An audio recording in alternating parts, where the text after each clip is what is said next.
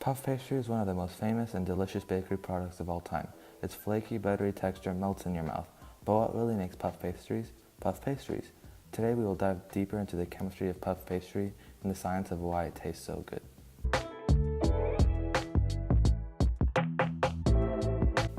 Before we go into the chemistry, let's provide some background information on puff pastries. Puff pastry is a baked good made from laminated dough, which is thin layered dough separated by butter or another type of fat. When the pastry goes into the oven, the water molecules in the fat vaporize as it expands the pastry as it puffs up.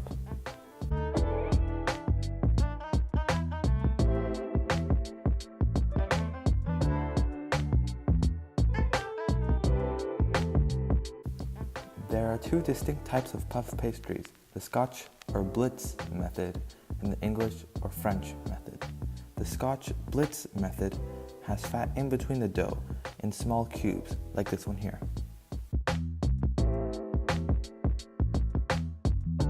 The English French puff pastry have the fat layered horizontally and parallel to the dough, like this.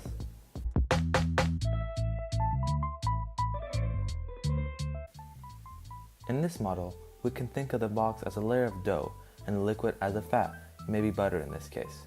When the puff pastry heats up, water molecules exit the fat and go up, which means that the departing water molecules is a gas. In this scenario, there will be a lid on top of the box, which represents another layer of dough between the fat and the previous layer of dough. You may be thinking, why doesn't the puff pastry rise indefinitely? In other words, why does the puff pastry stop rising?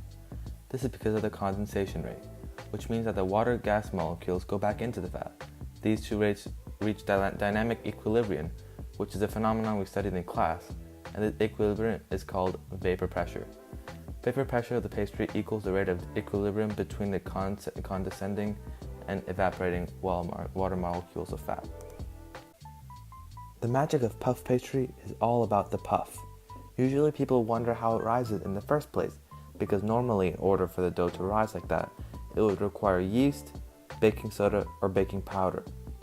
Puff pastry has none of them, but we now know due to the equilibrium between the condensation and evaporation rate, when it's placed in the oven, it is able to puff up and stay there due to vapor pressure.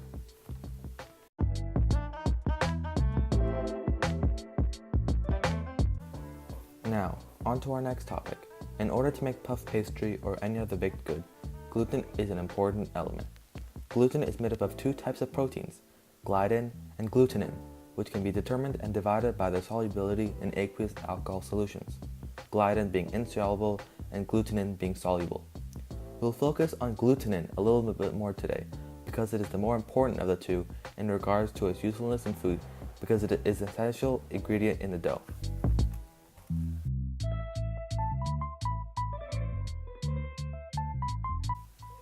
Another essential thing in making a baked good is flour, but each food requires a different flour with a specific percentage of gluten. In order to make puff pastry, you need to obtain bread flour because it is proven to have the best results making puff pastry and it has approximately 12 to 14% gluten. Thanks for watching. I hope you learned a lot about the chemistry of puff pastries.